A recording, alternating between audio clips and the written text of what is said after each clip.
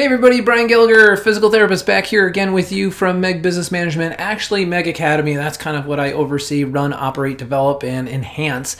We also do Meg billing solutions. We do billing for offices all around the country, and we do credentialing for offices all around the country, and soon to be doing remote front desk services. So stay tuned, check that out, check out our website, learn more. I don't like to spend a lot of time on that kind of stuff on our YouTube video. If we can help you, you're going to find us. We're going to help you. You should know by now, I've been very blessed as a physical therapist. I have run my practice up from the third bedroom of my house to 6 clinics, 6 nursing homes, 55 staffing contracts, 160 employees, and sold that all when I was 38. Only to jump back in, buy it back for $1 from the people I sold it to who are running it into bankruptcy, and made it practice of the year in 2011 and sold it again in 2018. In that time frame, for about 10 or 11 years, I was flying anywhere between 100 to 150 days a year in and out of practices all around the country, helping people live the life they've always envisioned for themselves as a PT owner by putting in the right environment, the right structure, the right systems, and most importantly, the right personnel and how to mentor and enhance that personnel. So there you go. There's the thread of my DNA. That is why I am on YouTube with you. There is no financial gain here for me at all on this, other than to actually share with you some thoughts and ideas that I hope and pray will allow you to live a better life as a practice owner, so you too can have work-life balance. That is not just for your staff. I shoot in my simple little office here. Keep it plain and simple, no distractions. Let it just be you and me having a conversation. So, as you know, this is part 3 of a 3-part series on the components of a good executive, of a good clinical CEO, clinical manager, executive, owner, whatever you want to say. Good executive components are entrepreneur, manager, and clinician. This is part 3. Let's talk about clinician. Now, I do know I have many owners who own PT practices and they're not therapists at all. That doesn't mean they don't have a clinician thought, mindset, or component to it. They don't need the initials after their name. They could have a good clinical director, clinical manager, COO, or junior partner connected to them who has all of that background from PT school. But the point is, if you're in PT private practice and you're living, thriving, surviving, really wanting to do good by helping others, it's because you're passionate about it. In all my years, probably twice have I met owners who are in it, in my mind, for the greedy financial gain of it and have no real interest in the patients or in the care that they give or in innovating in any way. I distance myself from those people and I don't work with those people. So I am not talking to those people. I'm talking to people like you and like me who are like passionate about being good humans, right? Good humans wake up every day saying, who can I help today? Like, what am I gonna do today that's gonna help someone? You know, I work with these 2 younger kids. They're like 11 and, what are they? 11 and 15, yeah. And so they work with me over here in my house, at my farm, and we get together once or twice a week for a couple hours and they work, and I always teach them a lesson of the day. And a couple weeks ago, one of the lessons I taught them was appreciation. Like, what's appreciation? I'm sorry, let me correct myself. I was teaching them the definition of the word kindness. It was kindness. Like, how do you enact kindness? How do you live a life of kindness? And what I told them was, and I just totally make up Brianisms, Brian definitions, right? I told them, in my opinion, kindness and living a life of kindness is giving to others that which they most appreciate. It's not what you most need and want, nothing about that. It's about what could you do to give to others that they most love and appreciate. It could be an act, it could be a token, it could be a product, a gift, a physical thing, or a service, thought, or idea, right? But it's an act of kindness. Like, I am operating at this moment in the best interest of that individual for their full appreciation.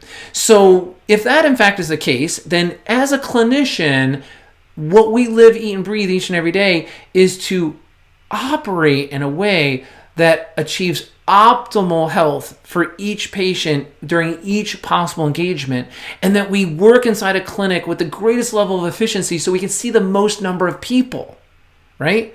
I'm sorry, I went out of focus on you there. Sorry about that. The most number of people. I'm moving around too much.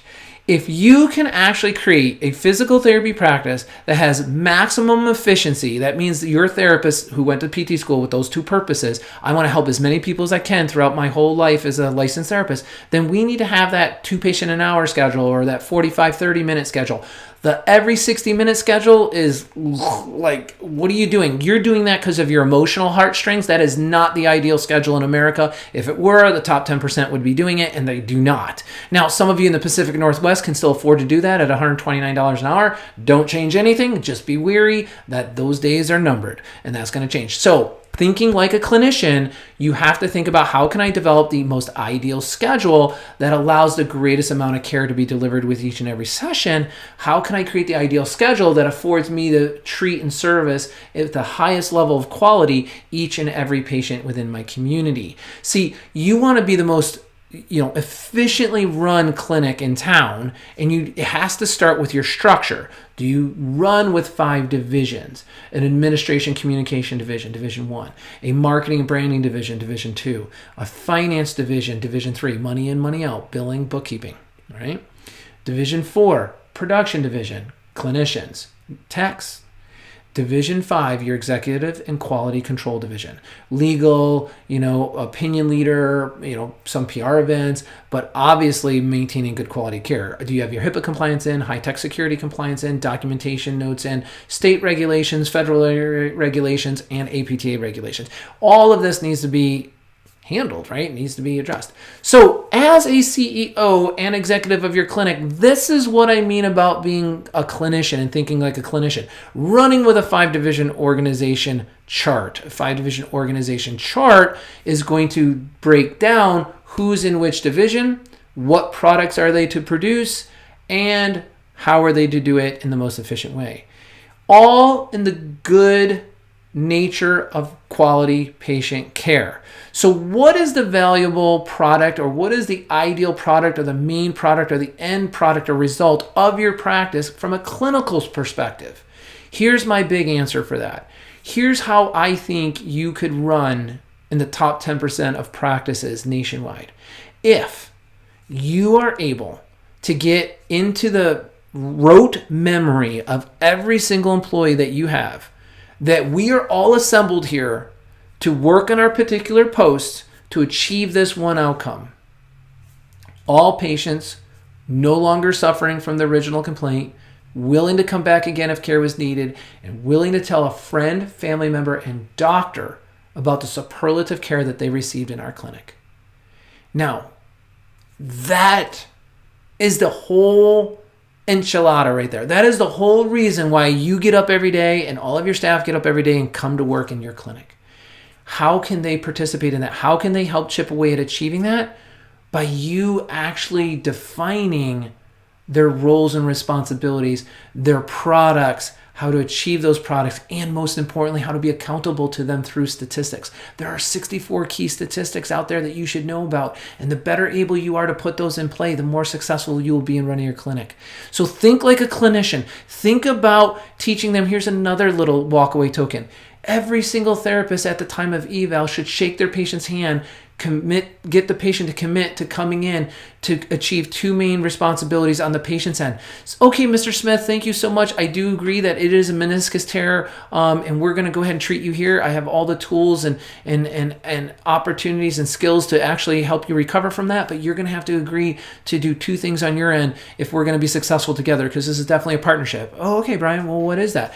Well, I need you to agree to me that you can make every single appointment. Can you agree to that? Because we're going to make a plan of care that's going to build on itself. I need you here if we're going to make that progress. Can you commit to that? Yes, Brian, I'll definitely do that. Great. Second, I need you to promise me you're going to do your home programs. I'm never going to give you more than 30 minutes worth of work in any given day. But if you're not doing that at home, and I think you are, then I'm going to wonder why we're not making the progress, and it's going to throw us off our schedule. Can you commit to that? Yeah, I can. Okay, great. Then let's walk you out and get you scheduled out your entire plan of care so that there will be no interruptions from start to finish. That is what I want for you. If you could get every single therapist gaining that level of agreement at the end of their evals, as a clinician, as a director, as a CEO and executive, you're doing a great job wearing your clinical hat. So there are many other things that we teach in Meg Academy on how you can best enhance your therapist, whether they're staff therapists or clinical managers or clinical directors.